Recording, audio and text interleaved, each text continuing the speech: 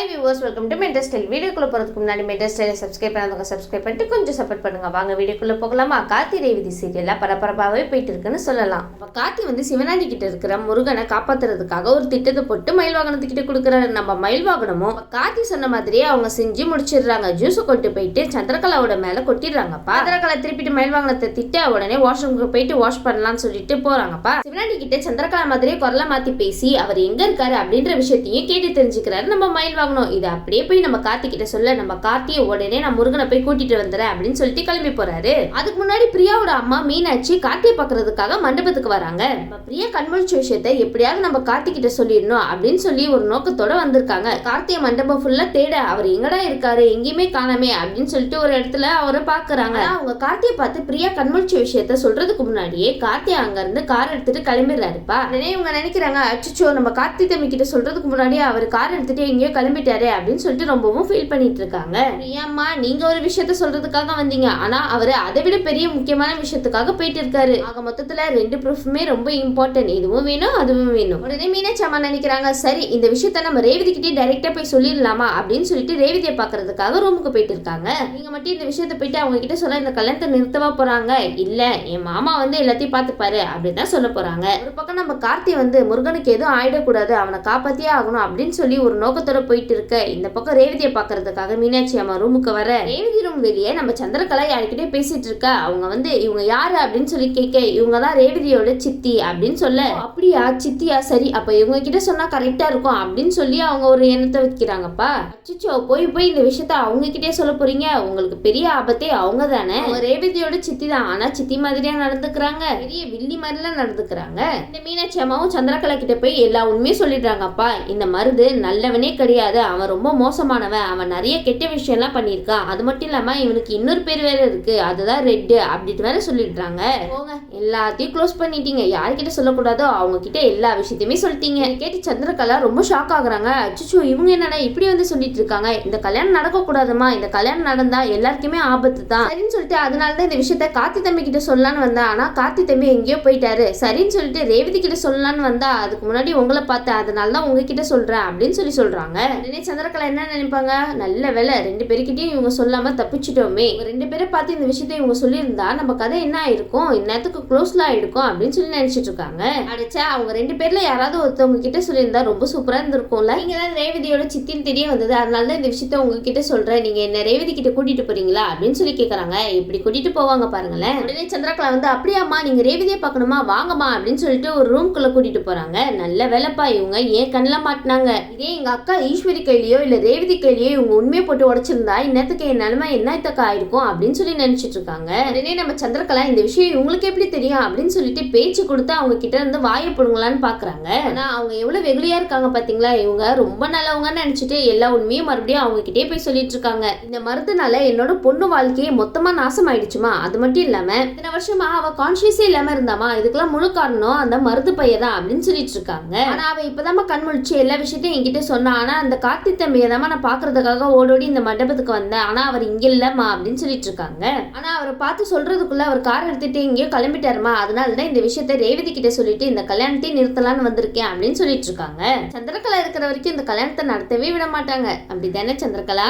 சந்திரா நினைக்கிறாங்க, அச்சுச்சோ இது என்னடா பெரிய கொடுமையா எல்லாம் இருக்கு, இவங்களுக்கே எல்லா விஷயமே தெரிஞ்சிருக்கே, அது மட்டும் இல்லாம கார்த்தியையும் தெரிஞ்சிருக்கு, அது மட்டும் இல்லாம இவங்க கார்த்தி கண்ணில் மட்டும் இல்ல யார் கண்ணிலுமே பற்றக்கூடாது அப்படின்னு சொல்லிட்டு, அம்மா நீங்க இங்கே இருங்க, எல்லா விஷயத்தையுமே சொல்றதுக்காக இங்க வந்திருக்கீங்க, நான் போய் ரேவதியும் எல்லாரையுமே இங்க கூட்டிட்டு வந்துடுறேன், அதனால அது வரைக்கும் நீங்க இந்த ரூம்லயே இருந்துட்டு எங்கேயுமே போகாம இருங்க சரியாமா அப்படின்னு சொல்லிட்டு, உடனே அவங்களும் சந்திரகலா ரொம்ப நல்லவங்க நினைச்சிட்டு, சரிம்மா நான் எங்கேயும் போக மாட்டேன் இங்கே இருக்கேன் அப்படின்னு சொல்ல, இந்த பக்கம் நம்ம சந்திரா புத்திசாலித்தனமா அவங்க கிட்ட பேசி உள்ளே வச்சு வெளியே தாப்பால் போட்டு பூட்டி வச்சிடுறாங்கப்பா. சரி இந்த விஷயத்த கண்டிப்பா மருது கிட்ட தெரியப்படுத்தியே ஆகணும் அப்படின்னு சொல்லிட்டு சந்திரகலா மருது கிட்ட சொல்றாங்க. உடனே மருது வந்து ஷாக் ஆயிட்டு, என்ன சொல்லிட்டு இருக்கீங்க நீங்க? ஆமாப்பா மருது, இல்ல ரெட் அதுதானே உன்னோட அடையாளமே அப்படின்னு சொல்லிட்டு கேள்வி கேட்டுட்டு இருக்காங்க. உங்களுக்கு எப்படி தெரிஞ்சது அப்படின்னு சொல்லி கேட்கும் போது, எனக்கு எல்லா விஷயமும் தெரியும், இதை விட பெரிய ஷாக்கிங்கான விஷயம் சொல்லட்டுமா, அந்த மீனாட்சி அம்மா இருக்காங்கல்ல, அவங்க எல்லா உண்மையும் ரேவதியை பார்த்து சொல்லலாம்னு வந்தாங்க. அடுத்து சொல்றாங்க, அச்சோ இந்த விஷயம் மட்டும் யாருக்குமே தெரிஞ்சிடக்கூடாதே அப்படின்னு சொல்ல, அதுக்காக தான் நானும் காத்துட்டு இருக்கேன், எனக்கும் ரேவதி கழுத்துல நீ தான் தாலி கட்டணும்னு ஆசை, அதுக்காக நீ அந்த அம்மாவை என்ன பண்ணாலும் சரி அப்படின்னு சொல்றாங்கப்பா. சரி இப்ப அவங்க எங்க இருக்காங்க அப்படின்னு சொல்லி கேட்க, உடனே சந்திரா சொல்றாங்க, அந்த ரூம்ல தான் அடிச்சு வச்சிருக்கேன் அப்படின்னு சொல்றாங்கப்பா. இனி மருது என்ன பண்ண காத்துட்டு இருக்காரோ தெரியல. மருது டக்கு டக்குன்னு யோசி யோசிப்பாரு. உடனே கர்ச்சிஃப் எடுத்து முகத்தை கவர் பண்ணிக்கிறாருப்பா. அந்த ரூமுக்கு போக மீனாட்சி அம்மாக்கு யாருன்னே தெரியல. நீங்க யார் தம்பி அப்படின்னு சொல்லி கேட்டுட்டு இருக்காங்க. அதுக்கு மருது வந்து கேக்குறாரு, அப்படியா என்ன யாருன்னு தெரியலையா, அதோ இப்ப கொஞ்ச நேரத்துல தெரிஞ்சிருமே அப்படின்னு சொல்லிட்டு முகத்துல உள்ள கர்ச்சிஃபை கழட்டுறாங்க. இப்போ யாரும் நல்லா தெரியுதாமா, உங்களுக்கு ஞாபகம் இருக்காமா அப்படின்னு சொல்லி கேட்டு இருக்காரு நம்ம மருது. உடனே இதை பார்த்து மீனாட்சி அம்மா அதிர்ச்சி அடிறாங்க. அச்சோ போய் இவன்கிட்டே வந்து மாட்டிக்கிட்டோமே, என்ன பத்தின உண்மையை எல்லாத்துக்கிட்டே சொல்லி இந்த கல்யாணத்தை நிறுத்தலான்னு இங்க வந்திருக்கியா, உன்னை என்ன பண்ற பாரு அப்படின்னு சொல்லிட்டு கட்டியால மண்டியில அடிச்சிடுறாங்க. உடனே அவங்க வாங்கி கீழே விழுந்துடுறாங்கப்பா. வழியா உன்னோட கதை முடிஞ்சிச்சு அப்படின்னு சொல்லிட்டு கதவை மூடிட்டு போயிட்டே இருக்காங்கப்பா. ஆனா அவங்களோட கதை முடிஞ்சிச்சா இல்லையா அந்த விஷயம் நம்மளுக்கு தெரிய வரல. அவங்க தூங்குற மாதிரியே இருக்காங்க. இந்த பக்கம் பார்த்தோம்னா நம்ம கார்த்தி முருகனுக்கு எதுவும் ஆகக்கூடாதுன்னு வேக வேகமா அந்த இடத்துக்கு வந்துட்டு இருக்காங்க. இந்த பக்கம் நம்ம சிவனாண்டியும் முத்துவேலும் முருகனோட கதையை முடிக்கிறதுக்காக போயிட்டு இருக்காங்கப்பா. ஒரு வழியா முருகன் வந்து இதை சுதாரிச்சு அங்க இருந்து தப்பிச்சு ஓடிடுறாருப்பா. உடனே சிவனாண்டி சொல்றாங்க, என்ன சித்தப்பு மறுபடியும் இவன் தப்பிச்சு ஓடுறான் புடிப்பா அப்படின்னு சொல்லிட்டு ஓட போக முருகன் ஒரு பக்கம் தப்பிச்சு ஓடி வர நம்ம கார்த்தி அந்த இடத்துக்கு வந்துடுறாருப்பா. ரெண்டு பேரும் பார்த்துட்டு, சார் என்ன காப்பாத்துங்க சார், என் கதையை முடிக்கிறதுக்காக அவங்க ரெண்டு பேரும் ஓடி வந்துட்டு இருக்காங்க சார் அப்படின்னு சொல்லவும், என்ன உடனே மண்டபத்துக்கு கூட்டிட்டு போங்க சார், நான் எல்லா உண்மையும் சொல்லணும் அவங்க கிட்ட அப்படின்னு சொல்லிட்டு இருக்காங்கப்பா. சிவனாண்டி உடனே ஓடி வர, சித்தப்பு இவன் யார்கிட்ட சித்தப்பு பேசிட்டு இருக்கா அப்படின்னு சொல்லி கேட்க, அங்க பார்த்தா நம்ம கார்த்தி கிட்ட தான் பேசிட்டு இருக்காங்க. சிவனாண்டி சொல்றாங்க, அச்சுச்சோ இவன் எதுக்கு இங்க வந்தான்னு தெரியலையே, நம்ம மட்டும் முருகன் கதையை முடிக்கல, சந்திரா நம்ம கதையை முடிச்சு விட்டுருவாளே அப்படின்னு சொல்லிட்டு பேசிட்டு இருக்காங்க. சிவனாண்டி சந்திரா கலை கிட்ட வாங்கி கட்டிக்கிறது உங்களுக்கு என்ன புதுசா, என்ன பழகி போன ஒரு விஷயம் தானே. இந்த பக்கம் சிவனாண்டி வந்து யோசிச்சு ஒரு கம்பி எடுத்து நம்ம முருகன் தலையிலேயே விசிறாரு. இந்த கம்பி முருகன் தலையில விழுந்து முருகன் கீழே விழுந்துடுறாங்க. இதை எதிர்பார்க்காத கார்த்தி அச்சுச்சோ என்னாச்சு அப்படின்னு சொல்லிட்டு அவங்கள பதறி போய் தூக்க போறாங்கப்பா. சரின்னு சொல்லிட்டு வா நம்ம ஹாஸ்பிட்டலுக்கு போலாம் அப்படின்னு சொல்ல, உடனே வந்து முருகன் சொல்றாங்க, இல்ல சார் என்ன ஃபர்ஸ்ட் மண்டபத்துக்கு கூட்டிட்டு போங்க அப்படின்னு முருகன் ஒரு பக்கம் சொல்ல, என்ன பேசிட்டு இருக்கீங்க நீங்க, உங்க உயிருக்கே ஆபத்தா இருக்கிற நிலைமையில உங்களை எப்படி நான் மண்டபத்துக்கு கூட்டிட்டு போவேன், ஹாஸ்பிட்டலுக்கு ஃபர்ஸ்ட் போயிருக்கலாம், அதுக்கப்புறமா எதுவா இருந்தாலும் பாத்துக்கலாம் அப்படின்னு சொல்லிட்டு வேக வேகமா ஹாஸ்பிட்டல் கூட்டிட்டு போயிட்டு இருக்காரு நம்ம கார்த்தி முருகனை. இந்த பக்கம் சிவனாண்டி வந்து ரொம்ப ஜாலியா இருக்காருப்பா, எப்படி என்னோட ஷாட் சூப்பரா அடிச்சேன்ல அப்படின்னு சொல்லிட்டு இருக்காரு. இந்த பக்கம் ஐயர் வந்து பொண்ணு அழைச்சிடுவாங்க அப்படின்னு சொல்லிட்டு ஈஸ்வரி கிட்ட சொல்ல, உடனே ஈஸ்வரி வந்து சந்திரா கிட்ட சொல்றாங்க, நான் போய் ரேவதியை கூட்டிட்டு வரேன், நீ போய் மருதை கூட்டிட்டு வா அப்படின்னு சொல்லிட்டு இருக்காங்க. ரேவதியை தான் காமிக்கிறாங்க. ரேவதி அழகா அலங்காரம் பண்ணிட்டு டிப்டாப்பா இருக்காங்கப்பா. என்ன ரேவதி கல்யாணத்துக்கு ரெடியா? பார்த்தா ஈஸ்வரி வந்து, நீ ரொம்ப அழகா இருக்கமா, இந்த நாளுக்காக தானே நான் இத்தனை நாளா காத்துட்டே இருந்தேன், வாமா நம்ம கீழே போலாமா அப்படின்னு சொல்லி கூட்டிட்டு போவ. உடனே நம்ம ரேவதி வந்து கார்த்திகன் தான் தேடிட்டு இருக்காங்க.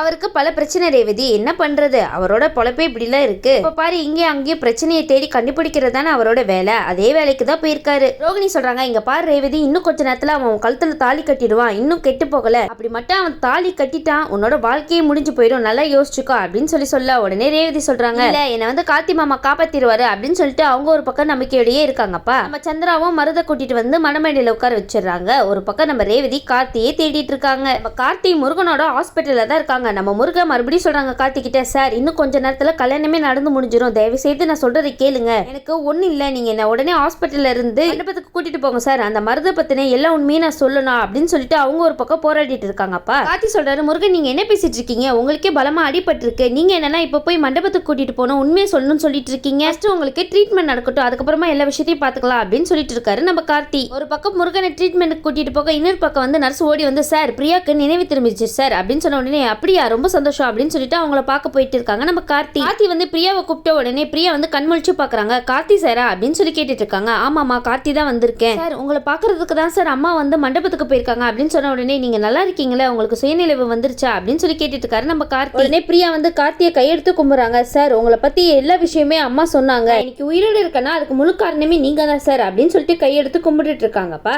கையெடுத்து கும்பிடுனா மட்டும் போதாது சார், எங்களுக்கு நிறைய பண உதவி வேற செஞ்சிருக்கீங்கன்னு அம்மா சொன்னாங்க, என்ன ரொம்ப நல்லாவே பாத்துக்கிட்டீங்க, அந்த மருதை சும்மாவே விடக்கூடாது அப்படின்னு சொல்ல, அம்மா என்ன பார்க்க வந்தாங்களா, நான் அவங்கள பார்க்கவே இல்லையே அப்படின்னு சொல்லி கார்த்தி ஒரு பக்கம் சொல்லிட்டு இருக்காரு. சொல்றாங்க, கார்த்தி சார் என்ன மண்டபத்துக்கு கூட்டிட்டு போங்க, அங்க வந்து எல்லா உண்மையும் நான் சொல்ல போறேன் அப்படின்னு சொன்ன உடனே பார்த்தோன்னா மீனாட்சி அம்மா தலையில அடிபட்டு ஓடி வந்துட்டு இருக்காங்க கார்த்தி கிட்ட. என்னாச்சு அப்படின்னு சொல்லிட்டு பதறி போய் கார்த்தி கேட்கிறாரு. பாக்குறதுக்காக மண்டபத்துக்கு வந்த சார், பொண்ணோட சித்தி கிட்ட எல்லா உண்மையும் நான் சொன்னேன், இந்த ரூம்லயே இருங்க அப்படின்னு சொல்லிட்டு போனாங்க. அப்புறம் பார்த்தா மருது வந்து என்ன அடி அடிச்சு போட்டுட்டு போயிட்டான் சார், என்னோட கதை முடிஞ்சிருச்சுன்னு நினைச்சிட்டு அவன் அங்க இருந்து போயிட்டான், ஆனா நான் எப்படியோ அங்க இருந்து தப்பிச்சு ஓடி வந்துட்டேன் சார் அப்படின்னு சொல்லிட்டு இருக்காங்க. இப்பயாவது சூதானமா முடிவெடுத்து ஓடி வந்துட்டீங்களே அங்க இருந்து, நான் கண் முழிச்சு பார்க்கும் போது அங்க மணமேடையில பொண்ணு மாப்பிளையே உட்கார்ந்து இருக்காங்க சார், அதுக்கு மட்டும் இல்லாம இன்னும் கொஞ்ச நேரத்துல தாலி கட்டியே முடிச்சிருவாங்கன்னு நினைக்கிறேன், அதனாலதான் என் உயிரை கையில பிடிச்சிட்டு என் பொண்ணு கிட்ட எல்லா விஷயத்தையும் சொல்லலாம்னு சொல்லிட்டு ஓடோடி வந்தேன் அப்படின்னு சொன்ன உடனே, நீங்க இங்க இருக்கீங்க அப்படின்னு சொல்லிட்டு இருக்காங்க, ஆனா நீங்க இங்க இருப்பீங்கன்னு எதிர்பார்க்கவே இல்லை அப்படின்னு சொல்லிட்டு பிரியா சொல்றாங்க. சார் உடனே நம்ம அந்த கல்யாணத்தை தடுத்து நிறுத்தணும், உடனே மண்டபத்துக்கு கூட்டிட்டு போங்க சார் அப்படின்னு சொன்ன உடனே கார்த்தி சொல்றாங்க, உங்களை எப்படி இந்த நிலைமையில கூட்டிட்டு போக முடியும் சொல்லுங்க, உங்களால எந்திரிக்க கூட முடியலையே அப்படின்னு நம்ம கார்த்தி ஒரு பக்கம் சொல்லிட்டு இருக்கா. பிரியா வந்து சொல்றாங்க, அப்படிலாம் ஒண்ணு இல்ல சார், நான் நல்லா தான் இருக்கேன், என்னால முடியும், நான் மண்டபத்துக்கு வந்து எல்லா உண்மையும் சொல்லதான் போறேன், என்னால முடியும் சார், என்னை தயவு செய்து இங்க இருந்து கூட்டிட்டு வாங்கிட்டு போங்க அப்படின்னு சொல்லிட்டு அவங்க ஒரு பக்கம் பிடிவாதமா பேசிட்டு இருக்காங்க. கார்த்தி ரொம்ப பரபரப்பா இருக்கு, ஏதாவது ஒரு வழி பண்ணுங்களேன் டக்குன்னு. இந்த பக்கம் மீனாட்சி தலையில அடிபட்டு ரத்தம் வந்துட்டு இருக்கிறத பார்த்துட்டு ஃபர்ஸ்ட் இவங்களுக்கு ட்ரீட்மெண்ட் கொடுங்க அப்படின்னு சொல்லிட்டு இருக்காரு. இந்த மனசுதான்ப்பா கார்த்தி. இந்த பக்கம் நம்ம கார்த்தி மீனாட்சியும் பிரியாவையும் மண்டபத்துக்கு கூட்டிட்டு வந்துட்டு இருக்காங்க. நம்ம ரேவதி என்ன பண்ணிட்டு இருக்காங்க பாப்போமா. நம்ம ரேவதி நம்ம கார்த்தியவே தேடிட்டு இருக்காங்க. இன்னும் மாமா வரவே இல்லையே அப்படின்னு சொல்லிட்டு. ரேவதி உங்களுக்காக தான் பாடுபட்டு அங்க இருந்து ஓடோடி வந்துட்டு இருக்காரு. ஈஸ்வரன் நினைக்கிறாங்க எப்படியோ கார்த்தி கிட்ட போட்ட சவால்ல நம்ம ஜெயிக்க போறோம். இன்னும் கொஞ்ச நேரத்துல நான் பார்த்து வச்சிருக்கிற மாப்பிள்ள ரேவதி கழுத்துல தாலி கட்ட போறாரு. இனி கார்த்தி டிரைவர் பையலே உன்னோட கதையே முடிஞ்சதுடா, இனி உன்னால என்ன பண்ண முடியும் அப்படின்னு சொல்லிட்டு இவங்க ஒரு பக்கம் நினைச்சிட்டு இருக்கா. இந்த பக்கம் நம்ம சந்திரகலா பாரதி கிட்ட போய் ஆமா மீனாட்சி அம்மாவோட கதை என்னாச்சு அப்படின்னு சொல்லி கேட்டுட்டு இருக்காங்க. சந்திரா கேட்க வேண்டிய நேரமா இது. உடனே நம்ம மருது சொல்றாரு அவங்களோட கதை முடிஞ்சுது அப்படின்னு சொல்லிட்டு இருக்காரு. மருது அவசரப்பட்டுட்டீங்களே மருது, அவசரப்பட்டுட்டீங்களே, அவங்க கதை முடிஞ்சதுன்னு நினைச்சிட்டு இருக்கீங்க, அவங்க உங்களுக்காக வந்துட்டு இருக்காங்க பாருங்க. நம்ம மருது சொன்ன பதில்னால சந்திரா ஹாப்பி. இந்த பக்கம் நம்ம கார்த்தி மீனாட்சி பிரியா 3 பேருமே மண்டபத்துக்கு வந்துடுறாங்க. இதை எதிர்பார்க்காத நம்ம சந்திரகலா ஏய் மருது அங்க கொஞ்சம் பாருடா அப்படின்னு சொல்லி பாக்குறாங்க. நம்ம மருதுக்கும் தூக்கி வாரி போடுது. ஐயோ இவங்க 3 பேர் என்னடா இங்க வந்து நிக்கிறாங்க, நிக்காம உங்க வண்டவாளம் தண்டவாளம் ஏற போகுது மருது. ஒரு பக்கம் அதிகாரியா அந்த இடத்துக்கு வந்துட்டு இந்த கல்யாணம் நடக்க கூடாதமா அப்படின்னு சொன்ன உடனே அப்படின்னு அவரு ஒரு பக்கம் சொல்ல நம்ம பிரியா வந்து எல்லா ஆதாரத்தையும் நம்ம சாமுண்டீஸ்வரி கிட்ட காமிக்கிறாங்க. கொஞ்சம் கூட எதிர்பார்க்காத நம்ம சாமுண்டீஸ்வரி இந்த கல்யாணத்தை நிறுத்துங்க அப்படின்னு சொல்லிடுறாங்கப்பா. சாமுண்டீஸ்வரி உங்க வாயில இருந்து இந்த வார்த்தை வரதுக்காக தான் நாங்களே இவ்வளவு நாள் காத்துட்டு இருந்தோம். நம்ம மருதுக்கு ஷாக், சந்திராக்கு ஷாக், மத்த எல்லாருக்கும் ஹாப்பி. இனி ஈஸ்வரி வந்து என்ன முடிவு எடுக்க போறாங்கன்னு வெயிட் பண்ணி பார்க்கலாம். இந்த வீடியோ உங்களுக்கு பிடிச்சிருந்துச்சுன்னா மறக்காம மெட்டா ஸ்டைல லைக் பண்ணுங்க, ஷேர் பண்ணுங்க, சப்ஸ்கிரைப் பண்ணிடுங்க. தேங்க்யூ.